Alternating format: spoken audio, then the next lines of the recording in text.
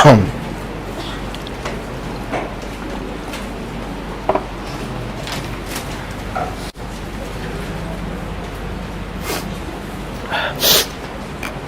करें? तो ये जो क्लास है, अभी आज भी कई बच्चे आए जहां पर कि न्यूज़पेपर उनके लिए बहुत बड़ी समस्या बनता जा रहा है। पहला तो ये, दूसरा कुछ लोग न्यूज़पेपर पढ़ नहीं रहे, तीसरा जैसे अभिषेक की कॉपी देखी, भूदेव की कॉपी देखी, तो डिमांड सप्लाई बहुत बड़ा गैप है। कुछ लोग सीधे मैगजीन पर आ गए हैं, उनको न्यूज़पेपर नहीं पढ़ना है। कुछ लोग स्ट्रगल कर रहे हैं कि क्या पढ़ना है, कितना पढ़ना है। तो जब आज अभिषेक से बात हो रही थी तो उसने कहा कि ये क्वेश्चन इंपॉर्टेंट है या नहीं इंपॉर्टेंट है, तो मन में ये डाउट था कि हम जो बना रहे हैं नोट्स वो हमारे काम का है कि नहीं है। या लास्ट टाइम मैंने जब देखा था तो मुझे ये डाउट आया कि जैसे कुछ लोग लिख रहे हैं बट उसको उसका मतलब ही नहीं पता। अगर वो निपाह लिख रहे हैं तो निपाह क्यों नाम रखा गया, भाई तुम्हारा नाम निशा क्यों रखा गया, शाम को या रात में पैदा हुई होगी या कुछ और कारण ऐसा रहा होगा। तो हर चीज का कारण, वायरस क्या है, बैक्टीरिया क्या है, या हम कोई चीज जो पढ़ रहे हैं वो क्या है, ठीक है, डिफेंस स्ट्रेटेजिक डायलॉग किसे कहते हैं। तो हमारा एक पर्पज होता है, न्यूज़पेपर के साथ एक बड़ी सावधानी रखनी पड़ती है। अब मैं जो स्किल सिखाने जा रहा हूं तुम्हें, अगर तुमने इसको उसकी तरीके सीखा तो it will be most beneficial. अगर इसको उस तरीके से नहीं सीखा तो ये डिजास्टर हो जाएगा। तो बताओ मुझे करना क्या है? ये सांप पकड़ने जैसा है। अब सिखाऊं? क्योंकि ये कोई रटाने वाली चीज नहीं, सिखाने वाली चीज है। मेरे साथ प्रैक्टिस करोगे तभी सीख पाओगे, ठीक है। अगर न्यूज़पेपर है तो और अच्छी बात है, अगर ये न्यूज़पेपर है तो और अच्छी बात है। सभी के पास है? तो पहली स्किल जो सबसे जरूरी है वो है न्यूज़पेपर होना चाहिए। न्यूज़पेपर एक हैबिट है, न्यूज़पेपर कोई चीज नहीं है, पहली बात याद रखिएगा। न्यूज़पेपर को एक बार में नहीं पढ़ना चाहिए, न्यूज़पेपर को बार बार छोटे छोटे टुकड़ों में पढ़ना चाहिए। न्यूज़पेपर पढ़ने के कई लेवल होते हैं, ये मैच्योरिटी के साथ आता है। तो न्यूज़पेपर में जो सबसे इंपॉर्टेंट हमारी स्किल होती है, जैसे आज एक स्टूडेंट ने पूछा कि हम प्रीलिम्स की तैयारी हमें करनी है, हम कैसे करें? तो न्यूज़पेपर के बेसिस पे पूरी प्रीलिम्स की तैयारी कर सकते हो अगर आप टाइम दो और इसको में अपनी स्किल लगाओ। अब कैसे? न्यूज़पेपर का जो सबसे इंपॉर्टेंट सेगमेंट होता है, यहां भटकाव से थोड़ा सा बचना है। सो जो न्यूज़पेपर होता है, अगर हम इसको अभी तक हम कैसे पढ़ते चले आ रहे हैं, ज्यादातर कोचिंग ट्रेडिशन जो होता है या स्कूल जो कॉलेज का ट्रेडिशन होता है, हमें पहले सब्जेक्ट पढ़ाया जाता है, यस या नो। जैसे आज आप लड़ाई कर रहे हैं, सिलेबस कब पूरा होगा, ये सब्जेक्ट कब होगा, तो आप सब्जेक्ट पे जाते हैं। आपका फोकस होता है कि हिस्ट्री ये मेरा डायमेंशन है, ज्योग्राफी मेरा डायमेंशन है, पॉलिटी मेरा डायमेंशन है, तो सब्जेक्ट। फिर लास्ट में क्या होता है? Current affairs. इसका नाम भी हमने चेंज कर दिया, हमने नाम क्या रख दिया? करंट अफेयर्स, ठीक है, ये हमने नाम रख दिया। तो ये हमारा एक कन्वेंशनल वे होता है जिसमें सक्सेस के चांसेस थोड़े से कम है, क्योंकि यूपीएससी के पास खेलने के लिए बहुत, वो आपको पहले मैं बोल रहा हूं कि ये एग्जाम में आपका सिलेक्शन नहीं रिजेक्शन होता है, ठीक है, सिलेक्शन का एग्जाम ही नहीं है, आपको लड़कर ये जगह पानी है। सो दूसरा तरीका ये होता है, if you learn art of newspaper से हम सब्जेक्ट को लेकर आए, where is the subject in the newspaper, that it. अगर ये 2 घंटे का टाइम लेगा तुम्हारा, बट ये तुम्हें इतना कुछ देगा कि तुम्हें प्रीलिम्स के लिए सोचना ही नहीं है, मेंस के लिए सोचना ही नहीं है, न्यूज़पेपर से सब्जेक्ट को पढ़ना। अब आज मैं वही बात करने जा, लेकिन you need a complete change of mindset. अगर तुम्हारा माइंडसेट चेंज नहीं हुआ और तुम उसी कन्वेंशनल माइंडसेट को पढ़ोगे, डूब जाओगे। इसमें पहले बता रहा हूं। तो चाहो तो ये आर्ट्स छोड़ सकते हो, लेकिन अगर लग रहा है तो this is the shortest way to crack prelims, बहुत शॉर्टेस्ट वे है। और मैं आपको आज के न्यूज़पेपर में ये चीजें करके दिखा दूंगा कि वो क्वेश्चन कैसे बनते हैं। बट यहां पर न्यूज़पेपर जो तुम्हारी भाषा में कहते हैं इसको करंट से सब्जेक्ट पढ़ना, यानी न्यूज़पेपर से सब्जेक्ट पढ़ना। सो ये जो कड़ियां जोड़ना, इसको रिवर्स जो हमारा है, अगर हम इसको सीख जाते हैं तो ये बहुत आसान है। चलें शुरू करें। बहुत तरीके से इसको करना है, स्ट्रेटेजिकली करना है, थोड़ा सा अपने आप को फील फ्री। अगर हम यहां पे थोड़ी सी बात करें, चलिए शुरू कर देते हैं। पहले हिंदी ले लेते हैं, फिर इंग्लिश का न्यूज़पेपर ले लेते हैं, कोई फर्क नहीं पड़ता। आज का न्यूज़पेपर है दैनिक जागरण, ठीक है। अब चलिए हम एक एक काम करते हैं। न्यूज़पेपर मैं देखना चाहूंगा आपका न्यूज़पेपर। सर ये इनका न्यूज़पेपर है, इन्होंने केवल एक टिक लगाई है, ठीक है। आपका न्यूज़पेपर, किसी का लाओ, आपका सर। अब देखिए इनका वाला यही वाला है ना, अब देखना, और ये शाम हो चुकी, अब देखना थोड़ी देर बाद मेरा वाला कैसा होगा। चलिए चलें आगे। सबसे पहले न्यूज़पेपर देखते ही मैक्रो और माइक्रो टॉपिक डिसाइड करना पड़ता है। ये टॉपिक है हेल्थ का। हेल्थ किस ऑप्शनल में है, किस जीएस पेपर में है? हेल्थ, स्वास्थ्य। स्वास्थ्य किस में है? जीएस पेपर 3 या 2?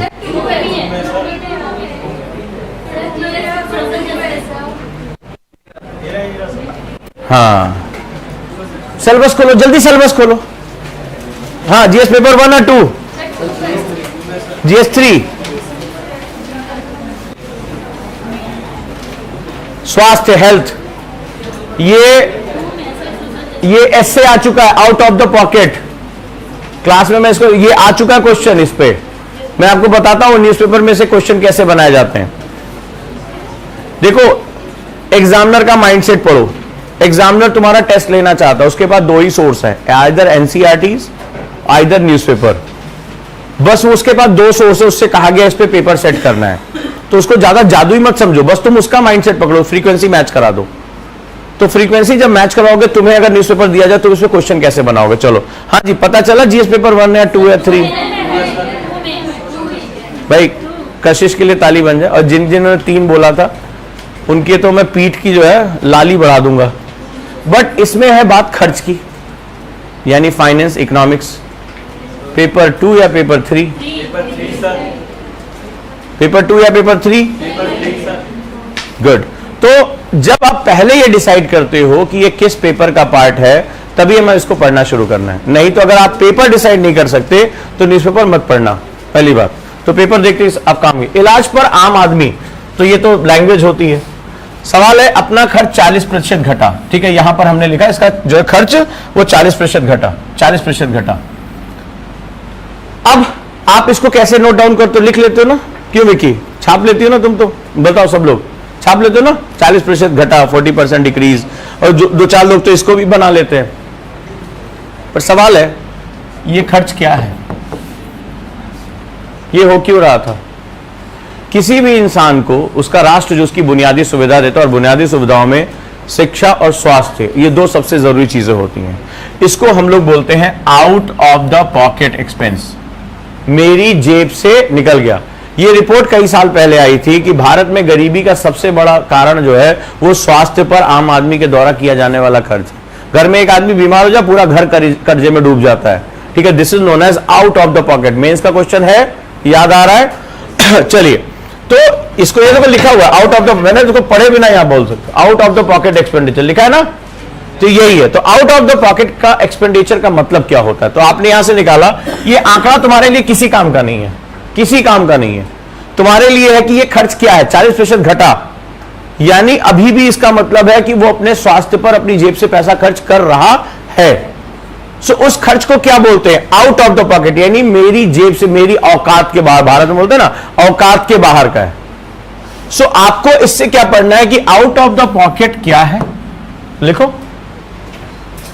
आंसर जानने की प्रक्रिया तो चलती रहेगी, क्वेश्चन जानना सबसे जरूरी। आउट ऑफ द पॉकेट खर्च क्या है? कई लोग आंकड़े लिखेंगे, इतना परसेंट, उतना percent, doesn't matter for you. ठीक है, आउट ऑफ द पॉकेट खर्च क्या है? How it is related to the social security. Social security, सामाजिक सुरक्षा से क्या तात्पर्य है?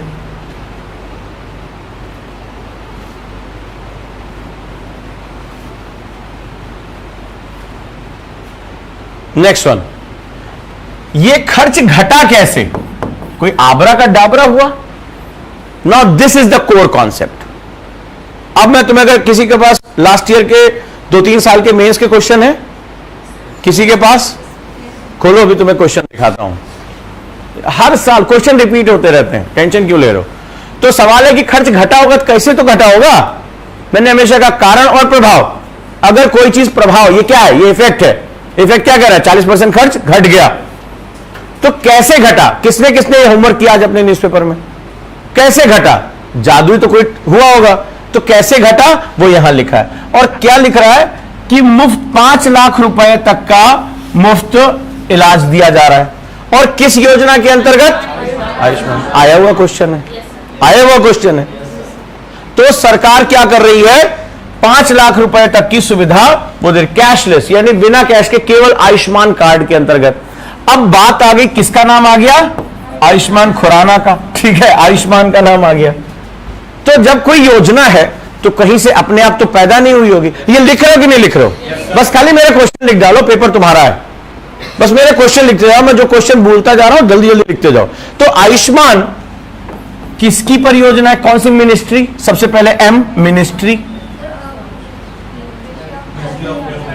ठीक, अगर परियोजना है तो लागू कैसे होगी? What is the mechanism? Mechanism अभी कौन लेकर आया था 2024 का क्वेश्चन मुझे दिखाने के लिए, सामाजिक सुरक्षा वाला, जिसको मैं डीबीटी समझा रहा था। देखो आया ना, हर साल एक क्वेश्चन आ रहा है। तो कैसे लागू होगी सरकार? तुमसे कैसे जाकर इससे पैसा, लाभार्थी कैसे इसका तय होगा? सबसे, किसी भी परियोजना की सबसे खास बात होती है योजना की उसका लाभार्थी तय करना, beneficiary. How you define beneficiary? तो बेनिफिशियरी कौन होगा? क्यों इस बार ये क्वेश्चन फिर आने के चांसेस? का रीजन ये है कि 70 साल की उम्र को भी इसमें जोड़ दिया गया है। पहले ये जो है वो वृद्ध लोगों के लिए नहीं था। So it is the beneficiary, और बेनिफिशियरी वर्ड जब आता है तो आता है एलिजिबिलिटी। क्या आता है? एलिजिबिलिटी, अहर्ता जिसे बोलते हैं। Who can be eligible? तुम्हें पकड़ के दे देंगे क्या? किसी को देंगे ना, तो क्या उसकी खास बात है? उसके पास कितना पैसा होना चाहिए, उसकी क्या आइडेंटिफाई है, किस एज ग्रुप का होना चाहिए, वो बीपीएल कार्ड धारक होना चाहिए ना, तभी तो आप उसको आइडेंटिफाई करोगे, yes you are beneficiary of Ayushman card. फिर वो जब लेकर जाए तो कहां, सरकारी अस्पताल में इलाज होगा या प्राइवेट में भी होगा? केवल गवर्नमेंट या सरकारी और जो प्राइवेट दोनों? कितने लोग गारंटी के साथ कह सकते हैं, उन्हें जवाब पता है?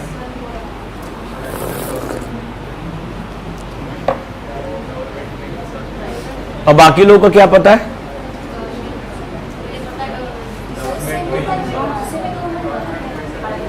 किसी भी गवर्नमेंट में परेशानी तो यही है, गवर्नमेंट तो ऑलरेडी मुफ्त इलाज दे रही है तुम्हें, थोड़ा सा लॉजिक इस्तेमाल कर लिए होते।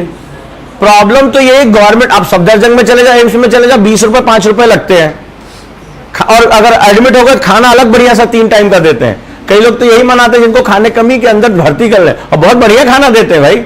हमने तो 4 साल वहां गुजारे, हमसे ज्यादा कौन जानता है।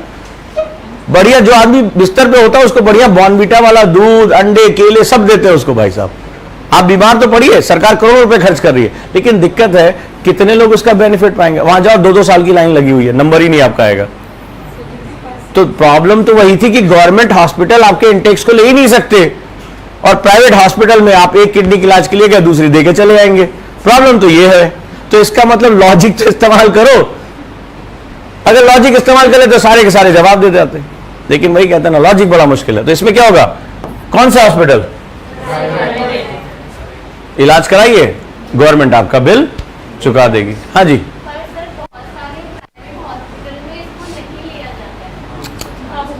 वो गवर्नमेंट रिकॉग्नाइज करती, पैनल पे है, गवर्नमेंट के पैनल पर होना चाहिए। तो गवर्नमेंट अपनी क्राइटेरिया बनाएगी ना, नहीं तो खुद मैं भी अभी गवर्नमेंट से फंड लाने के नाम पे इसी को अस्पताल घोषित कर दूं, इसी का अस्पताल घोषित कर दूं, बाहर एक बेड लगा दूं।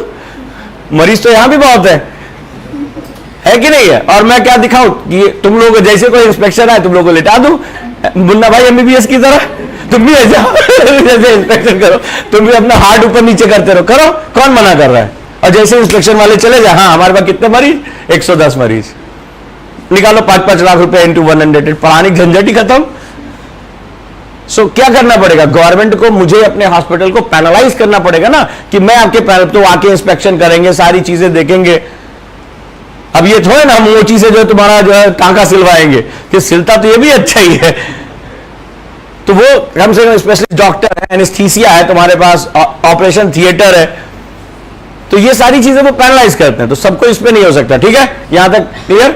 ये इसका पूरा सेटअप है। अब जो सबसे इंपॉर्टेंट है कि 40% घटा, क्या ये सफिशिएंट है? होना ये चाहिए कि स्कैंडिनेवियन कंट्री की तरह हमारा 100% हमारा जो स्वास्थ्य और शिक्षा पे खर्च है वो नहीं होना चाहिए हमारी जेब से। 60%, अभी इसका मतलब क्या है?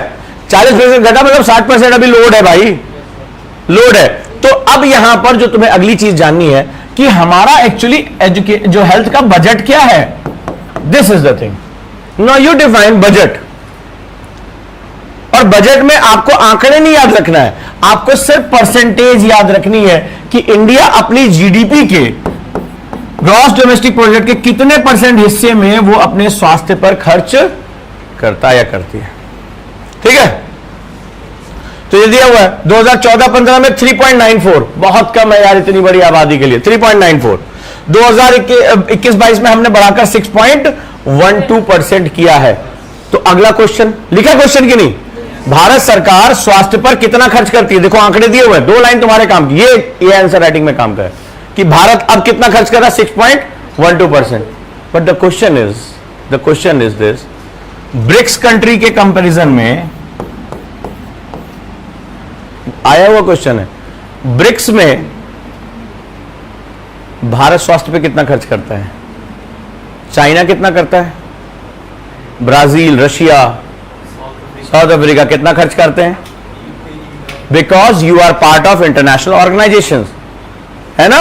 अब तो आप एससीओ का भी पार्ट हो, संघाई कॉर्पोरेशन ऑर्गेनाइजेशन में आप इसका पार्ट हो। तो कितने देश भारत से ज्यादा स्वास्थ्य पे खर्च करते हैं? तो ये दोनों क्वेश्चन बहुत इंपॉर्टेंट है। कितने क्वेश्चन बने? क्या देखा? जो खर्च घटा, स्वास्थ्य पर खर्च को क्या बोलते हैं? Out of the pocket. ठीक है, आउट ऑफ द पॉकेट, लोगों की औकात से बाहर। आउट ऑफ द पॉकेट का सबसे बड़ी क्या है उसकी बदसलूकी? वो लोगों को गरीबी रेखा के नीचे ढकेलता है। क्या करता है? पॉवर्टी लाइन के नीचे लेकर जाता है। ठीक है, आपने भी देखा होगा, कोई घर में सीरियसली बीमार हो गया, सारी सेविंग्स खत्म हो जाती है, जमीन वमीन बिक जाती है। दूसरा क्या होता है, जब हमारे पास हमारी सेविंग खत्म होगी, हमारा पैसा खत्म हो जाता है, तो सोशल सिक्योरिटी नेट यानी सामाजिक सुरक्षा जाल घट जाता है और परिवार गरीबी, बच्चे की पढ़ाई रुक जाती है, बेटी की शादी रुक जाती है, तमाम तरह की झंझटें शुरू हो जाती हैं, सोशल सिक्योरिटी नेट कम हो जाता है। इसके बाद सरकार ने इसको कैसे घटाया, दैट्स इंपॉर्टेंट। तो आपको एक स्कीम मिल गई, स्कीम जैसे मिली, मिनिस्ट्री कौन है, उसकी बेनिफिशियरी कैसे डिफाइन होते हैं, क्राइटेरिया उसका क्या है, ठीक है, कैसे इसको इंप्लीमेंट किया जाता है, आपने कर लिया, आपका प्रीलिम्स का काम हो गया, खत्म।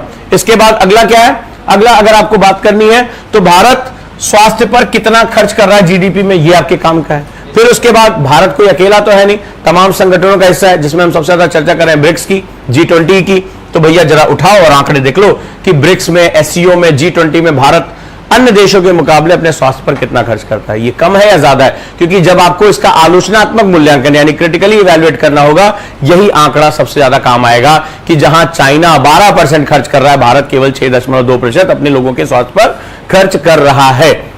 तो पूछा जाएगा, उचित एक क्वेश्चन आएगा कि उचित मानव संसाधन के निर्माण में भारत का स्वास्थ्य पर कम खर्च किस तरह भारत के मानव संसाधन को विकसित होने से रोक रहा है? How India's lesser expenditure on the health security will reduce the potential of the human resource convert into the human resource। तो ये वहां क्वेश्चन पूछा जाएगा, तो आपको यही जवाब आपको लिख देना और कुछ नहीं करना है कि जहां अन्य देशों में स्वास्थ्य पर इतना % खर्च हो रहा है, वहीं भारत पे स्वास्थ्य में इतना कम खर्च हो रहा है, जिससे स्वास्थ्य जनित बीमारियां लोगों के जीवन को प्रभावित करें और मानव संसाधन को परिवर्तित करने में हमारा देश पीछे है। डन? चलिए, पहला क्वेश्चन खत्म। पीएमएलए को ईडी का हथियार नहीं बनने देंगे, नहीं बनने देंगे, धमकी चल रही है, चलो कोई बात नहीं है। हमारा काम है prevention of money laundering act. क्या है? पहला तो उठाओ, पीएमएलए क्या है? चलो चलो चलो चलो, मैटर क्या है, कौन गिरफ्तार होगा, कौन नहीं होगा, इससे तुम्हें कोई लेना देना नहीं है, ये पॉलिटिकल एजेंडाज हैं, you don't need to go with. Prevention of money laundering act क्या है? फिर एनडीपीएस क्या है? बहुत चर्चा में जब शाहरुख खान के लड़के को गिरफ्तार किया गया था, आर्यन खान, ठीक है, तो बहुत चर्चा में आया था। और यूएपीए क्या है? 3 चीजें बहुत चर्चा में रहता है। यूएपीए नेताओं को इसी के अंतर्गत अंदर डाला जाता है, ठीक है, आपने देखा होगा जब इस पर बात चल रही थी, जब क्या नाम है सर्जिल इमाम वाला जो केस रहा, जेएनयू वाला जो केस रहा, तो वहां पे यूएपीए लगाया जाता है। 3 एक्ट याद रखना, तीनों बहुत चर्चा में है, क्योंकि यूएपीए का संबंध सेडिशन से भी है, ठीक है, सेडिशन चार्जेस से भी है, जो देशद्रोह कानून हमारा होता है, तो ये तीनों उसके साथ जुड़े हुए, ठीक है। अब आपने इसमें किया। अगला क्या है? ईडी क्या है? What is ED? सर आजकल सबसे ज्यादा चर्चा में, शाहरुख खान से भी ज्यादा चर्चा में। हाँ वो तो ठीक है, अपना बहुत अच्छा किया आपने उसका नाम बता दिया, ठीक है। मेरा क्वेश्चन है, is it statutory body, is it judicial body, is it tribunal, is it मतलब इसके पास और किस तरह की जो संवैधानिक बॉडी है, ये सांविधिक बॉडी है, या कॉन्स्टिट्यूशनल स्टेटस क्या है इसका? This is the question, this is the question. कोई भी बॉडी अगर है, विकी को तो याद है, हाँ मुंह पकौड़े जैसा हो गया, हम समझ गए थे, तुम्हें याद है, हैं? स्टेचुरी है, इसको गिरफ्तार करने का है पावर की नहीं? वैधानिक की परिभाषा बताओ तो, वैधानिक की परिभाषा बताओ, स्टेचुरी बॉडी की परिभाषा, और एग्जांपल और दो एक स्टेचुरी बॉडी का। ईडी ने गिरफ्तार किया ना, है ना? अभी कल उस दिन पढ़ाया था तो उसमें मैंने जो पॉल्यूशन कंट्रोल के लिए उसका भी स्टेचुरी बॉडी था, लेकिन वो गिरफ्तार तो नहीं कर सकती थी किसी को, खाली वो क्या कर सकती थी? आदेश दे सकती थी, किसी फैक्ट्री की बिजली कटवा सकती थी, सर गिरफ्तारी नहीं। गिरफ्तारी करने वाला जुडिशियल पावर होती है, इसके पास है। संवैधानिक बॉडी किसे कहते हैं? सर जो संविधान में वो संवैधानिक होता है। हाँ, हाथ दो पहले, वो जब तुम्हें समझ गए रही थी, हम तुम जो है गुड़ गोबर कर रही हो, कुछ नहीं, आउटपुट नहीं आ रहा, इनपुट खराब है, आउटपुट चाहिए इन्हें। हाँ जी, ईडी, ईडी का स्टेटस क्या है? ये गिरफ्तार करने का आदेश कैसे आया? किसी बॉडी को अगर गिरफ्तार करने का अगर पावर है तो उसको क्या पावर बोलते हैं? चलो लिखो लिखो लिखो, सब जान ही लोगे क्या? ईडी हो जाएगा। कौन सा केस था, कौन सा नहीं था, ये बाद में हम देखेंगे, ठीक है?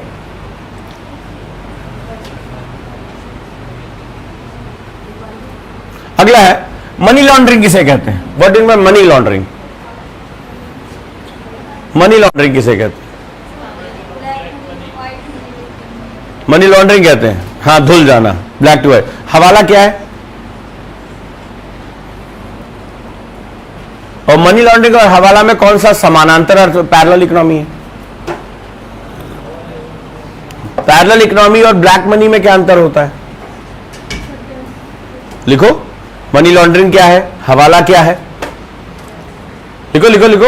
व्हाट डू यू मीन हवाला? What do you mean money laundering? What do you mean by parallel economy, समानांतर अर्थव्यवस्था क्या है? What do you mean by black money, काला धन क्या है? क्या मनी लॉन्ड्रिंग एक काला धन है? क्या मनी लॉन्ड्रिंग से कमाया गया धन ब्लैक मनी है, या ब्लैक मनी की अलग कोई परिभाषा है? हम बहुत कैजुअली यूज कर लेते हैं, but they have all different sentiments, they are all different parameters, क्योंकि इस केस में यही बात निकल कर आई। इन्होंने एक लाइन बोली सुप्रीम कोर्ट ने, ध्यान से इसको पढ़ना, कि जब तक यहां पर क्या लिखा है कि अगर किसी आपके कानूनों हनन हुआ, इसके आधार पर जमानत दे नहीं सकते, आप डिले नहीं कर सकते। Either you start case immediately, बिना बात के, या उस पर जो है शक के आधार पर या केस के आधार पर उसको जो है जेल में नहीं रख सकते। उसका अधिकार है कि वो अपना केस लड़ सकता है, यही सबसे इंपॉर्टेंट लॉ है। सो ये बता नहीं पा रहे हैं कि एक्चुअली क्या है ये, तो चलिए हो जाएगा। मारपीट अपनी चलती। बंगाल में बाहरी के नाम पर युवकों से मारपीट। चलो अब जरा आपसे बात करते हैं, संविधान के किस हिस्से में भारत के कहीं किसी भी क्षेत्र में आने जाने की छूट है? आप बेयर एक्ट में हमने पढ़ा दिया, पॉलिटी पढ़ा दिया। हाँ जी भाई, देखो भारत के किसी भी हिस्से में आप रह सकते हो, ये क्या है? ये अपराध है ना, भाषा के नाम पर, क्षेत्र के नाम पर कट्टरता करते अपराध है। बट ये तो जनरल आदमी कहेगा ना। यूपीएससी क्वेश्चन कैसे पूछेगा कि संविधान के किस आर्टिकल में आपको देश के किसी भी हिस्से में रहने, बसने और काम करने का अधिकार आपको प्राप्त है? रुक जाओ, सोच समझ के जवाब देना, नहीं तो कुटाओगे। आजकल ये हमारा बच्चा बड़ा खुश रहता है, पढ़ के आ रहा है। हाँ जी,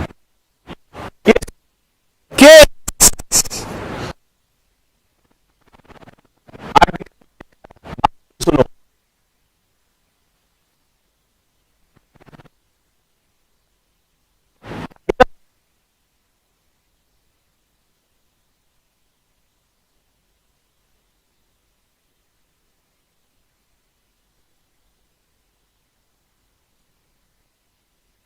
पढ़ने के तरीके में मैप, बेयर एक्ट, ठीक है, इंटरनेट, सब कुछ खोल के बैठोगे भैया उसमें आराम से। हाँ देखो खुल गया।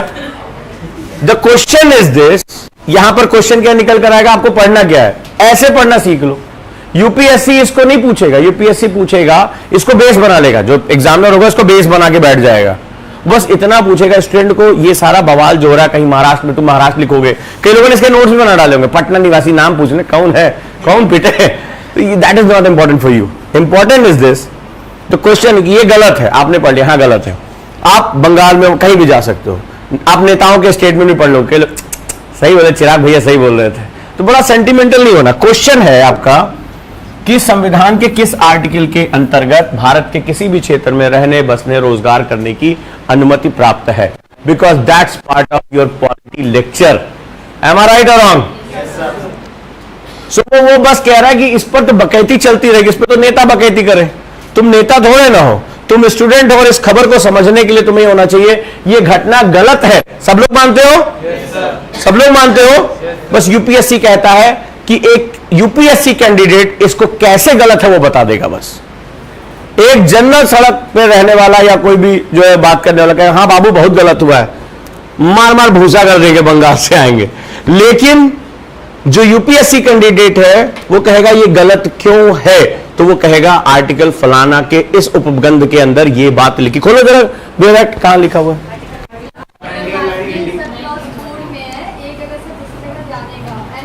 शाबाश, इस बच्चे के लिए तालियां बनती. बहुत बढ़िया, वेरी गुड, चलो वेरी नाइस.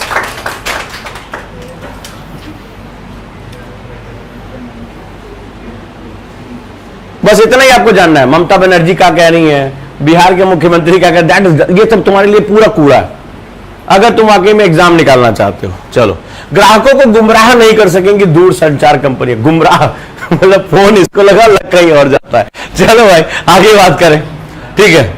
अब इसमें तुम्हें करना क्या है ये समझो. पूरा पढ़ना शुरू किया, ग्राहकों से जुड़ी जानकारियां देना पड़ेगा. अब जैसे नाम आया ट्राई, इसको ना करे ट्राई, ठीक है. ट्राई भारतीय दूर संचार विनियामक प्राधिकरण, ठीक है. दो चीजें, पहला ये प्राधिकरण है, ठीक है. क्या है?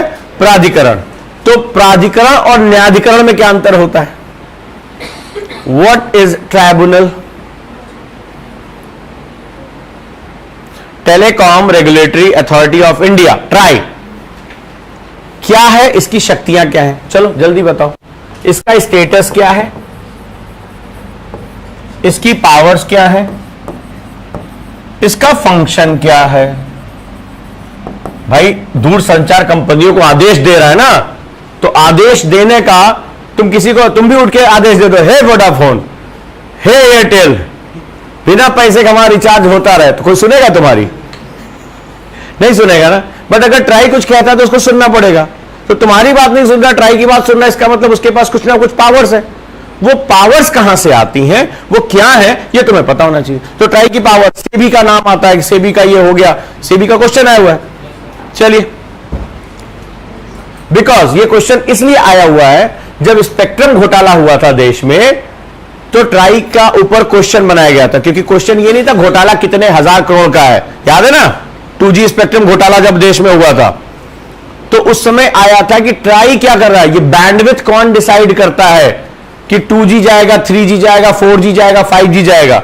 ये बैंडविड्थ क्या होती है और बैंडविड्थ कौन बेचता है, बैंडविड्थ कैसे डिसाइड होती है कि ये 5G है, 6G है. सो कौन करता है ये ऑक्शन? दूरसंचार विभाग के अंतर्गत इसका रेगुलेशन करने का काम कौन करेगा? ट्राई करता है. चलिए,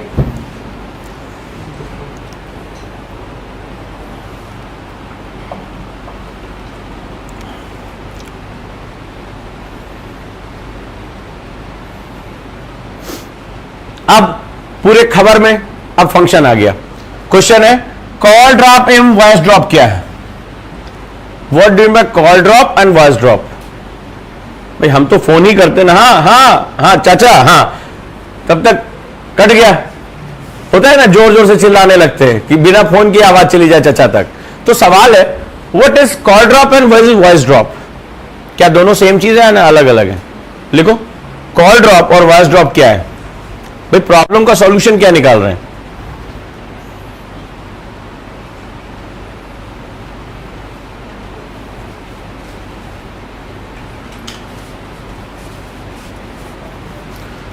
ब्रॉडबैंड किसे कहते हैं? कितने तरह का होता है? प्रीलिम्स का क्वेश्चन है ये प्रीलिम्स का क्वेश्चन है. ब्रॉडबैंड क्या होता है, कितने टाइप का होता है? आजकल आप लोग यूज करते हैं, यूपीएससी कहता है जिस चीज को यूज करो उसके बारे में जानो. कहते हैं ना घर में ब्रॉडबैंड लगा हुआ है, ठीक है. तो ब्रॉडबैंड है क्या? ले राउटर मतलब वो बेचारा इंस्ट्रूमेंट है। ब्रॉडबैंड क्या है, कितने तरह के, के बैंड क्या होता है?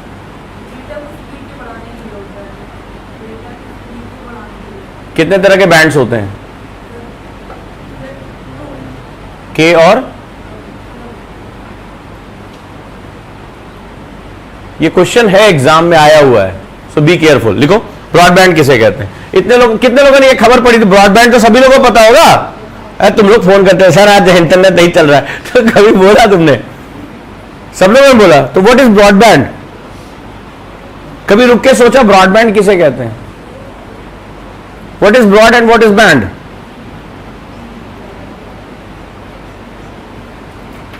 क्योंकि ये जो सारी सूचनाएं तैर रही हैं वो किसी पाथ में तैर रही होंगी ना। वो पाथ क्या है? दैट इज के यू बैंड। चलो याद आ गया? हाँ जी, याद आया? गुड। हाँ, ये तो हमारे किसी काम का नहीं, चलने दो। हाँ, तो ये भी तुम्हें सब सिलेबस में पता चल जाएगा, ये भी हमारे किसी काम का नहीं है। ठीक है,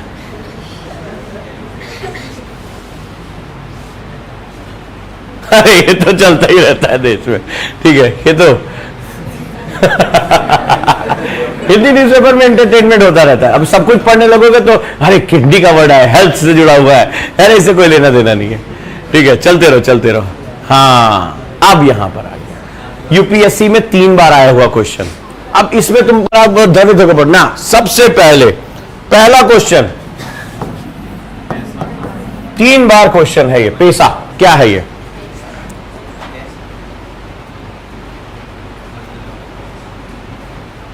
दूसरा बहुत इंपॉर्टेंट इसमें कॉन्सेप्ट जो आया,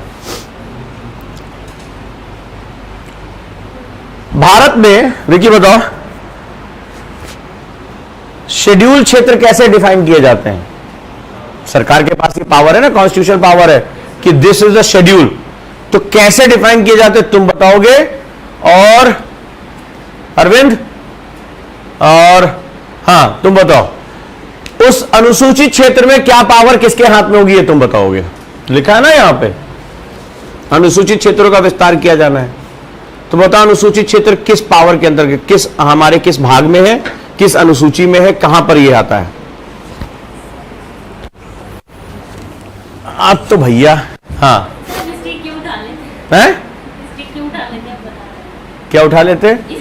अरे हम ऐसे खड़े होने के लिए कर रहे थे। हाँ,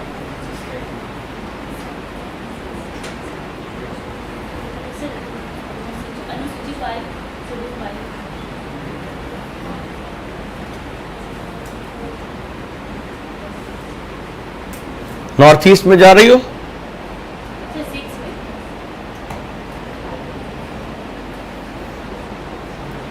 हाँ जी, अनुसूचित क्षेत्र कैसे, किसी को भी अनुसूचित क्षेत्र बना दोगे? हाँ बोलो आर्टिकल। और क्या अधिकार होते बोलो?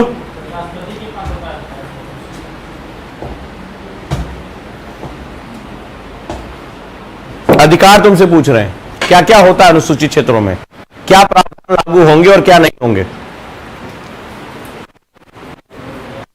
क्या प्रावधान लागू कौन होंगे?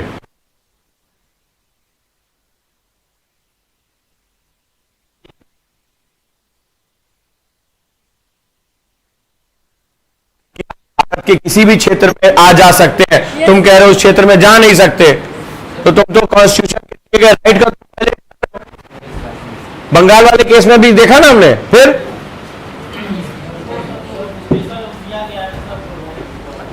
अरे तुम आओ जाओ यार, कौन तुम्हें मना कर रहा है?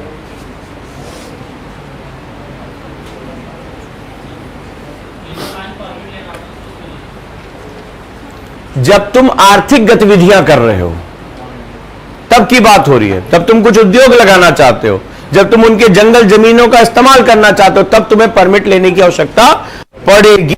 और उसके अंतर्गत अगर उस जमीन का मालिक कोई आदिवासी व्यक्ति है तो गैर आदिवासी व्यक्ति को जमीन नहीं हस्तांतरित हो सकती है।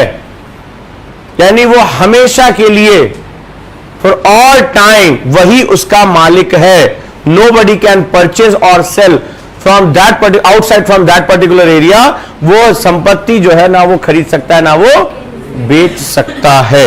लीगली यही इसका मालिक है। और क्यों किया जाता है?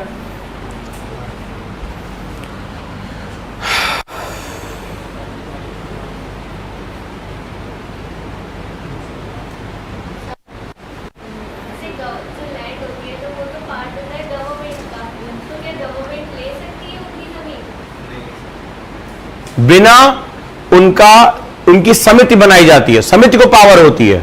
अगर वो संपूर्ण समिति जो काउंसिल होती है, अगर वो डिसाइड करती है कि हां ये विकास कार्य हमारे भलाई के लिए, तभी दी जा सकती है। अगर वो काउंसिल मना कर दे तो नहीं दिया जा सकता।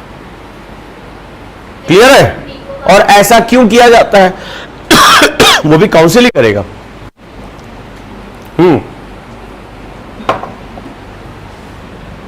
ऐसा क्यों किया जाता है? पेशा कानून के अंतर्गत सामाजिक संसाधनों पर उनको राइट्स देने के लिए। क्लियर? अब ये बताओ, इस कानून का सबसे बड़ा भौगोलिक क्षेत्र क्या है?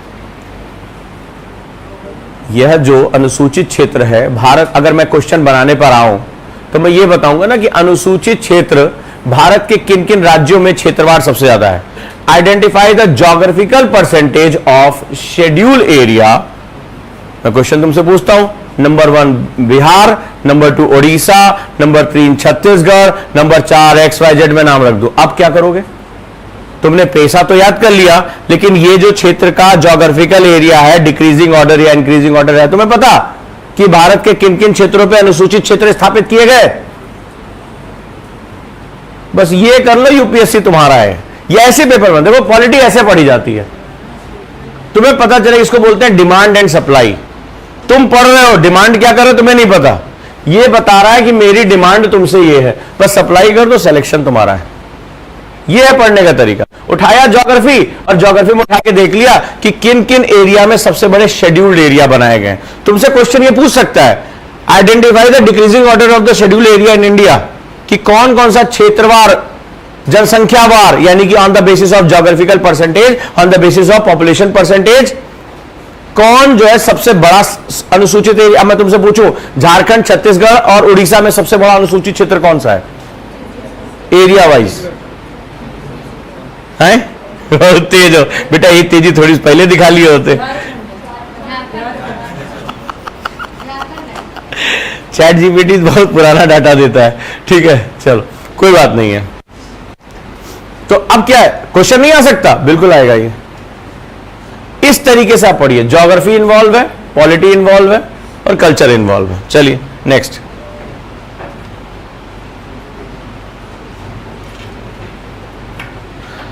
दस राज्य है टोटल, याद रखिएगा। तो क्वेश्चन क्या लिखा? कानून बनाने का अधिकार किसके पास है? लिखो, क्वेश्चन लिख लिया। अनुसूचित क्षेत्र कौन निर्धारित करता है?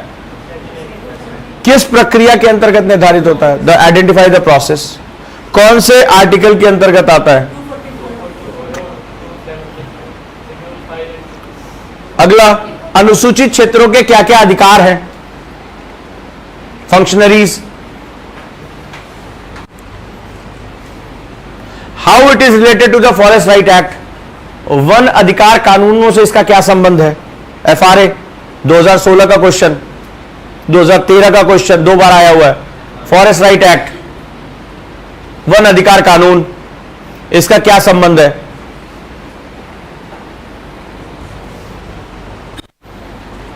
राइट। अगर मैं इसी को हिली रीजन में लेकर जाऊं, सो वहां पर एक क्वेश्चन आया था, हिल काउंसिल होती है, पहाड़ी समितियां। Define the structures and power of hill councils. लिखो। तो वहां राष्ट्रपति किसके माध्यम से जोड़ता है? राज्यपाल को विशेषाधिकार दिए जाते हैं ना, काउंसिल बनाकर। तो हिल काउंसिल्स होती है। एग्जाम में क्वेश्चन आया हुआ है ये, और ये डायरेक्टली यहां से आया हुआ है। ये देखो, ये है ना, डायरेक्ट क्वेश्चन है यहां से। तो लिखो पहाड़ी समितियां, हिल काउंसिल्स क्या है? तो विशेष प्रावधान किए गए इसके लिए, और विशेष प्रावधान है तो यूपीएससी।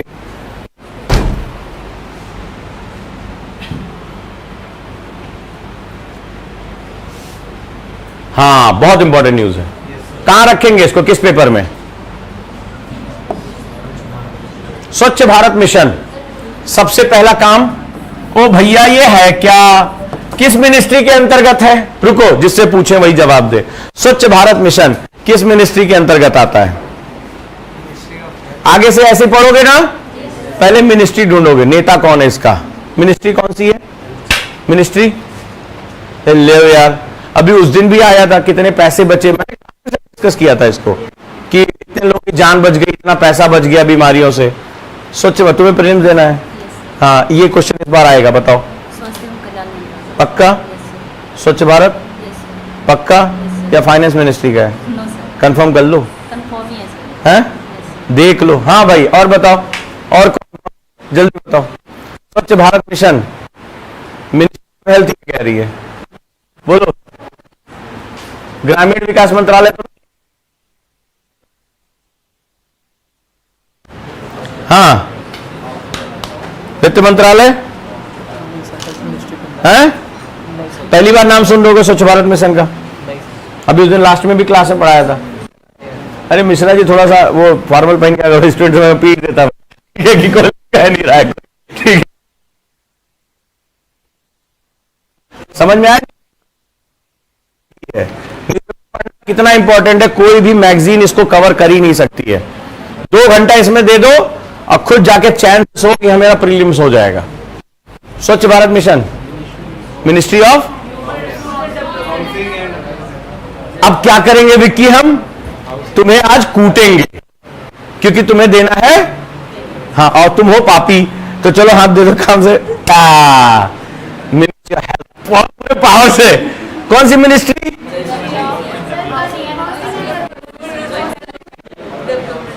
चलो लिखो लिखो, चलो। उस दिन भी पढ़ा था लेकिन किसी को याद नहीं आ रहा है, अगली बारी तुम्हारी है। स्वच्छ भारत मिशन, फिर मिनिस्ट्री पता चल गई। इसीलिए मैं बार बार पूछ रहा था, इसमें ट्रैप है। और ये क्वेश्चन आया, वो एक गलती की है, मतलब 60% लोगों ने निगेटिव मार्किंग इसमें की थी। चलो आगे, तो सवाल है how it implemented, is it centrally sponsored scheme या सेंट्रल स्टेट दोनों का शेयर है? कोई भी स्कीम जब होती है, पैसा जो होता है, तो पैसा 3 तरीके से बढ़ता है। एक सेंट्रली, फुली सेंट्रली स्पॉन्सर्ड, यानी सारा पैसा केंद्र देगा। एक होता है 90-10, यानी 90 और 10 विशेष राज्यों के लिए जो स्पेशल स्टेट कैटेगरी होती है, और एक होता है 50-50 ब्रिटानिया। तो 3 तरह का। ये कौन वाली है?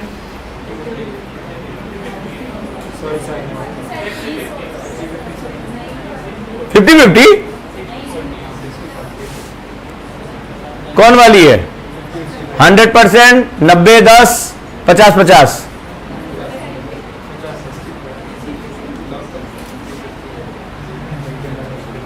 लॉक हम खोल देंगे मार मार के। हाँ चलो, कौन बताएगा?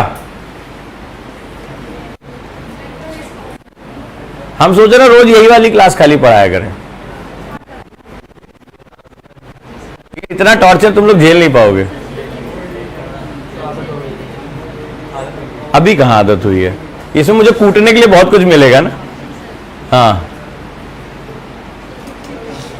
50-50, 90-10 सेंट्रली स्पॉन्सर्ड स्कीम। जल्दी पढ़ो। तो चैट जीपीटी से पूछते क्या रहते, प्रेम पत्र लिखवाते हो उससे? गलत ही लिखेगा वो। हाँ,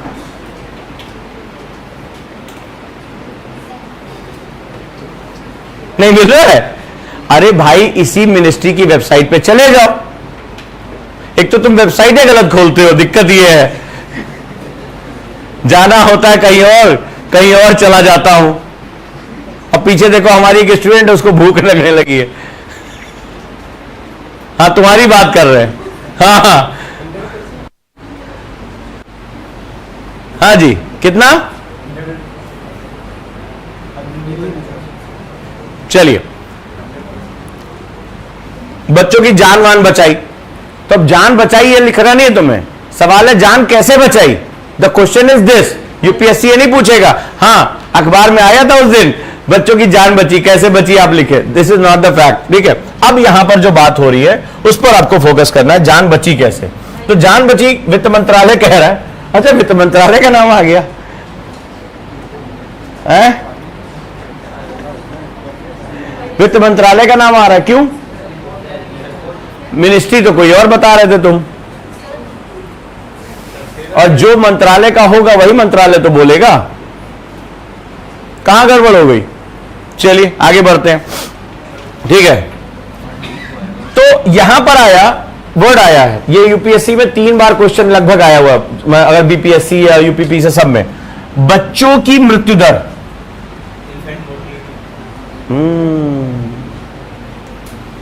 इन्होंने कहा इन्फेंट मोर्टेलिटी, 2 तरह की मोर्टेलिटी होती है, चाइल्ड मोर्टेलिटी और इन्फेंट मोर्टेलिटी, ठीक है। Infant mortality rate IMR, CMR child mortality. What is the difference between IMR and CMR? जो बच्चे 6 महीने से पहले मर जाते हैं, 6 महीने 1 साल, सोच समझ के बोलियो। हाँ, 364 दिन से पहले जो मृत्यु हो रही है, 364 दिन तक, वो इन्फेंट के अंतर्गत गिने जाएंगे। 5 वर्ष तक होने वाली मृत्यु को चाइल्ड मोर्टेलिटी। तो ये होता है, और इनके साथ एक जुड़ा होता है। अगर प्रीलिम्स का पेपर पढ़ा होगा तो तुम्हें पता है क्वेश्चन आया हुआ है। एक और होता है MMR, मैटरनल मोर्टेलिटी रेट। परिभाषा क्या होती है? IMR लिखो, IMR की परिभाषा लिखो। शिशु मृत्यु दर इसको बोलते हैं। चाइल्ड मोर्टेलिटी, बाल मृत्यु दर बोलते हैं। एक होता है शिशु, एक होता है बाल, इन्फेंट और चाइल्ड, ठीक है। अब इससे तुम्हें नहीं पता चलेगा, अगर तुमने इसको नहीं खोला ना तो एग्जाम में तुम तहस नहस हो जाओगे। अगर उसने ये पूछ लिया और तुमने उसका परिभाषा में ये टिक लगा दिया, मिट जाओगे, क्योंकि age factor is most important. वो 5 ईयर तक है और ये 364 दिन तक है, 1 वर्ष के अंदर। MMR क्या है? मैटरनल, मातृ मृत्यु दर। प्रीलिम्स का पेपर देखा है ना, बड़े फेवरेट क्वेश्चन है ये सब बेचारे।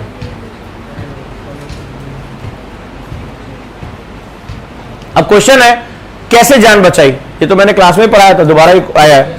भाई शौचालय बनवा दिए, दुनिया में सबसे ज्यादा शौचालय बनवाए, this is the important fact. तो शौचालय बनाने से आदमी ऐसा क्या करता है कि मर जाए, ठीक है, ठीक है, ऐसा क्या खाया था। लेकिन हम बात करते हैं यहां पे बहुत कि टॉयलेट निर्माण में 10% की बढ़ोतरी हुई, और नवजात, अब यहां पे किसका नाम आ गया? नवजात। This is infant mortality. देखो फर्क गया ना, ये वर्ड्स पकड़ने हैं। नवजात मृत्यु दर में 0.9 अंक, और 5 साल से छोटे बच्चों की मृत्यु में 1.0 आ गया। यहां बच्चा लिख दिया, काम खत्म। तुमने जो क्वेश्चन है, इसने कहा इन्फेंट में, नवजात में 0.9 का डिफरेंस आ रहा है, ये मेंस के लिए बहुत इंपॉर्टेंट है। और जो CMR है चाइल्ड मोर्टेलिटी में, उसमें 1.1 की गिरावट आ रही है। Just because of to making toilet, India has now the biggest program to making the toilets। तो यह क्या लिख रहा है? सबसे बड़ा शौचालय बनाने का कार्यक्रम है ये, सबसे बड़ा शौचालय बनाने का कार्यक्रम है। तो इसके अंतर्गत क्या हुआ, पूछा कैसे, अभी भी रह गया, क्या किया? सबसे ज्यादा शौचालय बना, biggest program for making toilets. इससे 2 पे फर्क पड़ा, लेकिन अभी भी कह रहा है क्या हो रहा है? कारण है कि शौचालय बनाने से कौन सी बीमारी? डायरिया। डायरिया से सबसे ज्यादा बच्चों की मौत होती है। सो डायरिया क्या है? रुको, रुक जाओ, डायरिया क्या है? डायरी को बिहार में डायरिया नहीं कहते हैं। ए डायरिया ले आइएगा तो कुछ लिख दे, ठीक है। दिस इज डायरिया, डिसीज है। क्या है डायरिया? कैसे फैलता है? तुम इतना सॉरी बोल रहे हो, किसी दिन सॉरी ने तुम्हें सॉरी बोल दिया तो बड़ी दिक्कत हो जाएगी। चलो बताओ, हाँ डायरिया क्या है? हाँ तुम्हारी साइंस है, बायोलॉजी हम समझ गए। पानी, सीरियसली किसी ने क्वेश्चन लिखा कि नहीं डायरिया क्या है?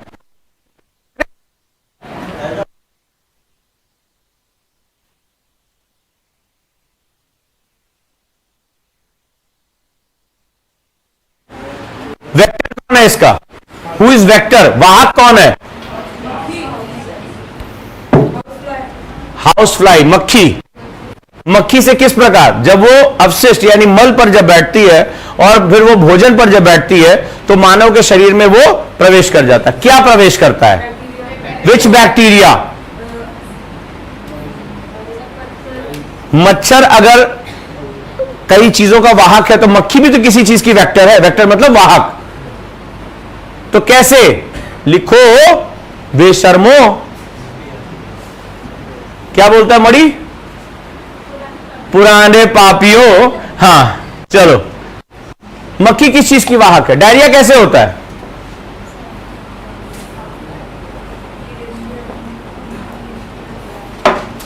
डायरिया कैसे होता है भैया? बोले मक्खी से होता है, तो मक्खी तो दिन भर तुम्हारे आसपास मंडराती रहती है। कैसे? वही तो प्रोसेस है। विच बैक्टीरिया? ई कोलाई बैक्टीरिया क्या सबसे खतरनाक किस्म का?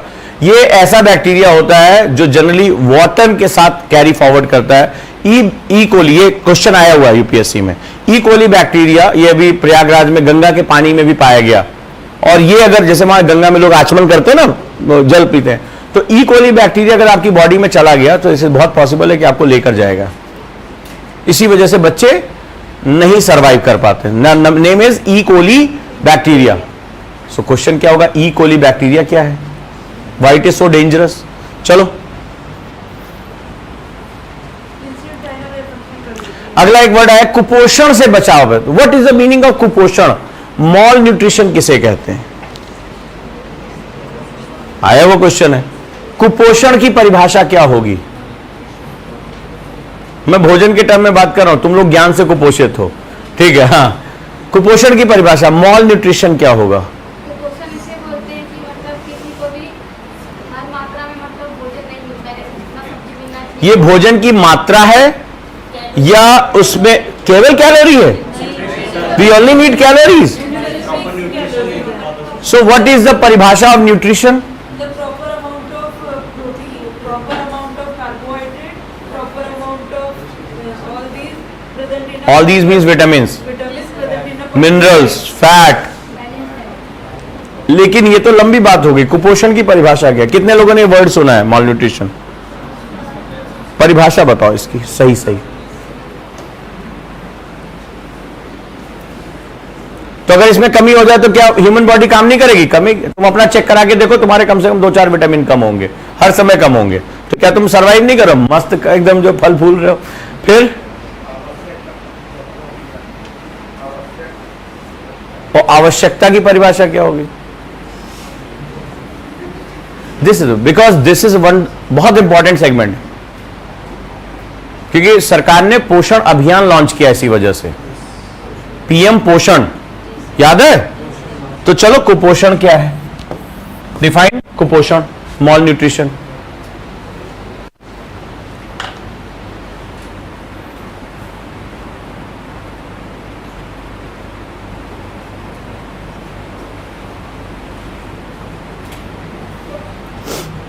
हो गया? पीएम ने लॉन्च किए 3 सुपर कंप्यूटर। चलो लॉन्च करा ही लेते हैं। सुपर कंप्यूटर किसे कहते हैं? What in by super computer? Bharat का सबसे एडवांस सुपर कंप्यूटर कौन सा है? सुपर कंप्यूटर किसे कहते हैं? What do you mean by super computer? वो कंप्यूटर जो पीछे सुपरमैन का चोंगा लगा गुड़े वो? हाँ,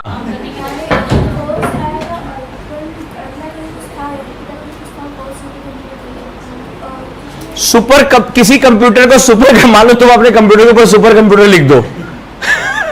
सो what is the basic functionaries of super computer? काम करने की दक्षता। And how do you define काम करने की दक्षता? कंप्यूटर हैज, इस लड़की को तो मैं इतना मारूं कि डंडा मेरा जो है थक जाए। Computer is always related to the their capacity of calculation, and the computer की जो कैटेगरीज होती हैं वो उसकी कैलकुलेशन जो वो करता है पर सेकेंड, उसके ऊपर डिपेंडेंट होती है। So super computer has the minimum category की इतना कैलकुलेशन होना ही चाहिए। वो कैलकुलेशन क्या है?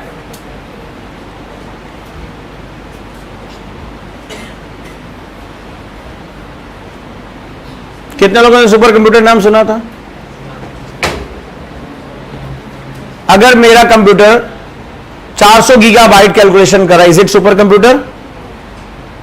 तो टेराबाइट में लेंगे, पेटाबाइट में लेंगे, किस बाइट में लेंगे? टेराबाइट में सुपर कंप्यूटर हो जाएगा? फंस गए ना। यही सब क्वेश्चन यूपीएससी प्रीलिम्स से पूछता है। ये वही पूछेगा, सुपर कंप्यूटर है तो तुमसे 4 ऑप्शन दे देगा। When a computer calculate 400 gigabyte, इसकी परिभाषा क्या होगी? डिफाइन। दूसरा, इतना मेगाबाइट, इतना टेराबाइट, इतना पेटाबाइट, कौन सा तुम्हारा जो है वो सुपर कंप्यूटर होगा? बस तुम यहीं पे लटक जाओगे। बोले सुपर कंप्यूटर तो देखा सुना था, जानते हैं महीने की होता क्या सुपर कंप्यूटर। हम तो सोचे थे पीछे लाल कपड़ा बांध देंगे, वही सुपर कंप्यूटर है। शक्तिमान उड़ जाएगा हो। सुपर कंप्यूटर के लिए कितनी कैलकुलेशन होनी चाहिए उसकी, है कि नहीं है? हो जाएगा। क्या हुआ, भारत ने नाम क्या रखा? अर्का और अरुणिका। तो ये नाम अगर ये स्टेट एग्जाम दे रहे हो तो उसके लिए इंपॉर्टेंट है, ठीक है, क्योंकि ये टेक्नोलॉजी से अर्का और अरुणिका नामक high performance computing system launch किया है, ठीक है। गरीबों को सशक्त बनाया, दृष्टिकोण होना चाहिए, बहुत बड़ी उपलब्धि वाला दिन बताया, सुन लिया, खत्म। मेरे को ये काम का ही नहीं है मेरे को, और तुम इसी के नोट्स बनाते रहते हो। हाँ, बहुत बड़ी उपलब्धि का दिन बताया, और पूरा लिख के ले आते, सर देखिए नोट्स। हम मन नहीं करता कि हम क्या करें इसका, आप बताएं। चलो, विज्ञान में आत्मनिर्भरता हमारा उद्देश्य है, ऐसे ऐसा कह दिया, आम आदमी ये करेगा वो करेगा। गगनयान शुरू हो चुका है, अंतरिक्ष में जाना है। अब अभी तो अपनी बात कहेंगे, सेमीकंडक्टर इकोसिस्टम बना रहा है, ये कर रहा है वो कर रहा है, छोटे किसान के पास ये होना चाहिए वो होना चाहिए। खत्म खत्म, राइट। चलिए, हमें क्या है, what in by super computer, बस इससे ज्यादा ना बजट लिखना है, ठीक है। अगर बहुत मन किया, कहां पर? दिल्ली, पुणे और कोलकाता में। मेक इन इंडिया है, हमारे यहां का है, बहुत मन किया तो, ठीक है। एमएल और डीएल फ्रेमवर्क पर एआई क्षमता। अब यह सवाल है, एमएल क्या है और डीएल क्या है, क्योंकि ये जो वर्ड क्वाइन होते हैं वो एग्जाम में पूछे जाते हैं। ले, कंप्यूटर में लीटर कब से हो गया? हाँ, तुम्हारा भी सही चल रहा है, ठीक है। बस इतना ही जानना है और कुछ नहीं। जो इसमें नहीं लिखा है वो जानना है तुम्हें, और जो लिखा वो तुम्हारे किसी काम का नहीं। सो अगर ये वे है तो प्रीलिम्स तुम्हारा है, मेंस तुम्हारा है, ठीक है। तो अब सवाल है कि एमएल क्या है और डीएल क्या है, नेट जो इसके बारे में बता, framework. So what kind of 2 frameworks are there? Artificial intelligence तुम जानते हो, यही उठा के रख देगा कि हाल ही में भारत के द्वारा विकसित ये जो टेक्नोलॉजी, इसमें जो शब्द प्रयोग किए गए एमएल और डीएल, निम्नलिखित में से क्या है? और तुम जो चोखा होगे वहां से लौट आओगे, सर अगली बार हम जरूर अच्छे से देंगे, ठीक है, यही तुम कहते हो। सियाचिन में डटे सैनिकों की वीरता को प्रणाम करते हैं देशवासी, राष्ट्रपति ने कहा है। मेरे लिए क्वेश्चन क्या है? सियाचिन की लोकेशन। सियाचिन 4 ग्लेशियर्स का कॉम्बिनेशन है। एग्जाम में इनका पश्चिम से पूरब का क्रम पूछा जा चुका है, सियाचिन अकेले नहीं है। और इनका 2 बार ये क्वेश्चन इस तरह, एक तो पश्चिम से पूरब पूछा गया, west to east, there are 4 glaciers are there. दूसरा, इनकी कैपेसिटी के हिसाब से इनका जो है वो सीक्वेंस पूछा गया। तो जल्दी से बता दो, ग्लेशियर सियाचिन कहां है? ये दुनिया का सबसे ऊंचा बैटल ग्राउंड है, लेकिन इसके साथ साथ और कौन है? बालतोरो,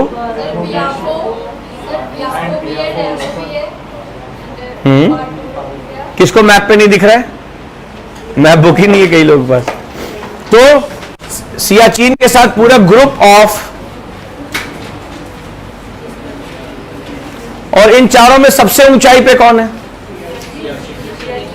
सबसे ऊंचाई पे सियाचिन है।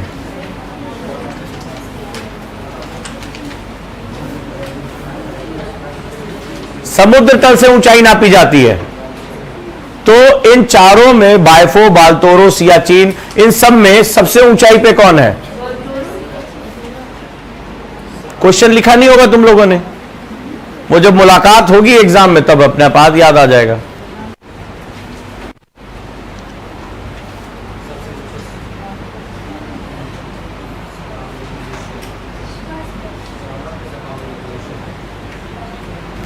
अगला क्वेश्चन यहां पर लिखा है ना कि हमारे जवान -50 डिग्री सेल्सियस में बहुत तैनाती, वीरता, ये सब तुमने, बहुत से लोग वहां कहा जाता है कि दुश्मन से मौत नहीं होती है, बर्फ से होती है। साहब वहां इतना ज्यादा ठंडा है कि अगर आप बिना मतलब दस्ताने के स्पेशल, अगर आप बंदूक की नली पे उस पर ट्रिगर पे उंगली रख दे, उंगली खत्म हो जाएगी, इतना ज्यादा ठंडा है।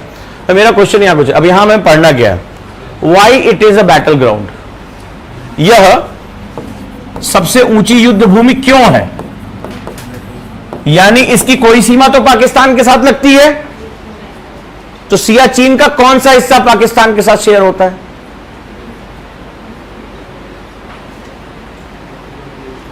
इट इज वेरी स्ट्रैटेजिक, बहुत स्ट्रैटेजिक है। दूसरा, पहला क्या क्वेश्चन मैंने पूछा कि आपने ग्लेशियर्स की ऊंचाई वेस्ट टू ईस्ट इसका सेगमेंट, क्या सियाचिन सबसे पहले या सियाचिन मध्य में?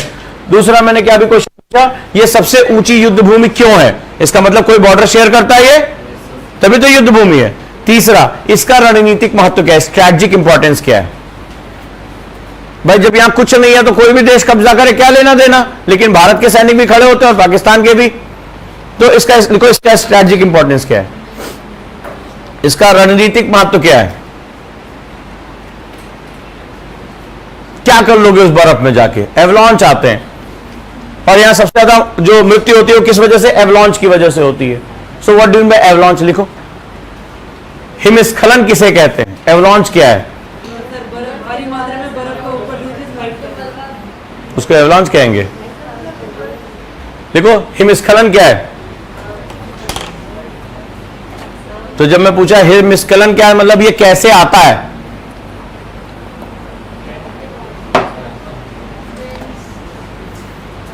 अब मैंने क्वेश्चन क्यों पूछा ये भी जान लो, ये भी जान लो ना कि ये रिलेट कैसे करना है। क्वेश्चन क्लियर हो गया? इसका रणनीतिक मतलब आप मान लो पाकिस्तान से हो और तुम ऐसा क्या करोगे सियाचिन में जिसकी रक्षा करने के लिए हमारे सैनिक शहीद होते हैं, बताओ क्या कर लोगे वहां पे, बर्फ में क्या कर लोगे घूम के इधर उधर, बताओ रणनीतिक महत्व क्यों है?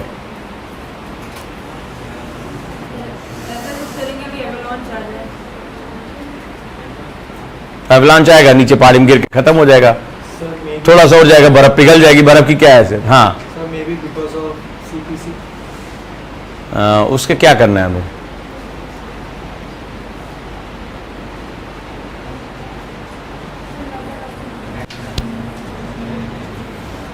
Third floor. क्या ये? Cryosphere. क्रायोस्फीयर। ताजा पानी कहां जमा है? अगर आप स्ट्रैटेजिकली उस क्षेत्र को डिस्टर्ब कर दो तो हमारी नदियों में बाढ़ आ जाएगा कि नहीं आ जाएगा? बिना मारे सब मर जाएंगे। यस या नो? भाई वही तो पानी पिघल कर हमारी नदियों का स्रोत है। ग्लेशियर्स क्या है? हमारी नदियों के स्रोत ही तो है, सोर्स है। तो अगर आप उसको डिस्टर्ब कर दोगे हमारी नदियां एबंडेंट पानी, पहले आ जाएगी बाढ़, फिर आ जाएगा सूखा, देश खत्म, इकोनॉमी खत्म। समझे उसका स्ट्रेटेजिक महत्व? और बर्फ को हम बचाने के लिए क्यों वहां पर खड़े हैं? This is the reason. क्यों ये क्वेश्चन क्यों पूछा? सबसे लास्ट पेज पे चले जाओ। चलो चलो चलो चलो चलो चलो चलो, बहुत इंपॉर्टेंट न्यूज है, बहुत इंपॉर्टेंट। 2 साल पहले मेंस में आई थी। एक तो हीरो हीरोइन का भी दे देते हैं थोड़ा बहुत। हाँ, ये आ जाओ। 2-3 साल पहले आया था क्रायोस्फीयर के पिघलने का, ठीक है। उसमें आया था वर्ल्ड 3rd लार्जेस्ट क्रायोस्फीयर कौन है? पहला है अंटार्कटिका, दूसरा है आर्कटिक, तीसरा कौन सा? Himalayan glacier. This is the 3rd largest cryosphere. Cryosphere मतलब जब पानी जमा हुआ होता है इन द फ्रोजन फॉर्म।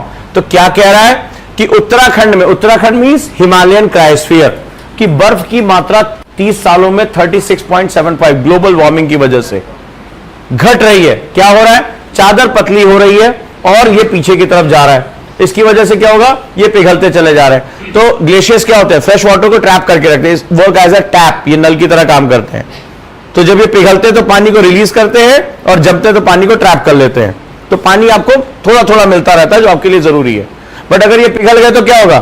पानी रिलीज, जैसे टंकी की जो है वो क्या होता है, वो टोटी टूटती है तो पूरा गड़बड़ लगा होता है ना बाल्टी मग्गा लेके, तो फिर यही काम हमारा होना है। तो बहुत ये गड़बड़ मामला हो रहा है। So this is known as Himalayan. ये क्या है? वर्ल्ड का 3rd लार्जेस्ट क्रायोस्फीयर है हिमालयन। और क्यों हो रहा है? Just because of human activity, just because of human activities. कहां भाग गया? कहां गया भाई?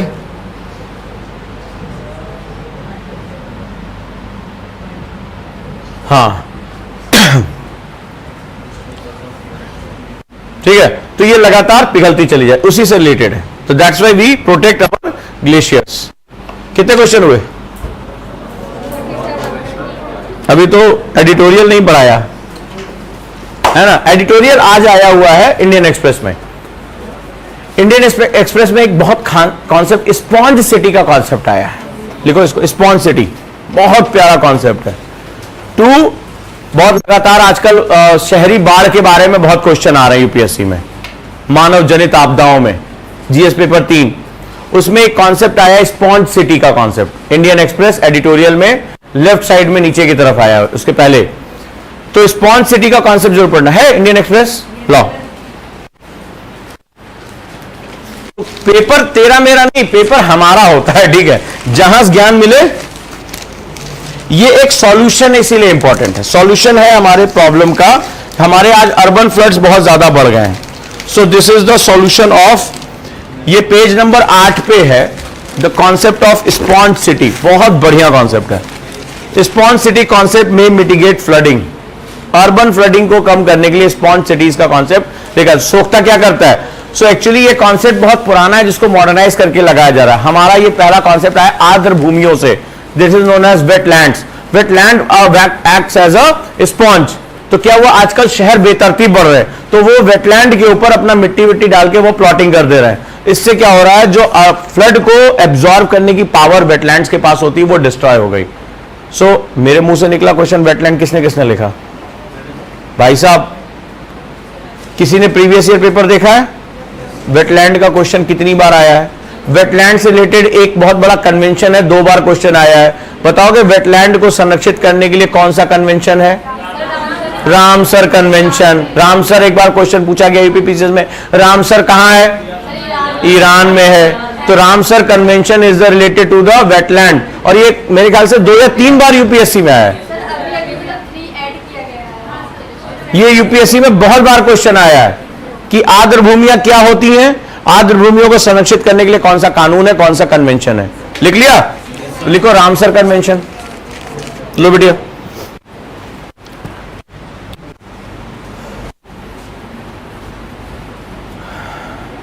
अब बताओ ऐसे पढ़ा जाए प्रीलिम्स निकलेगा कि नहीं?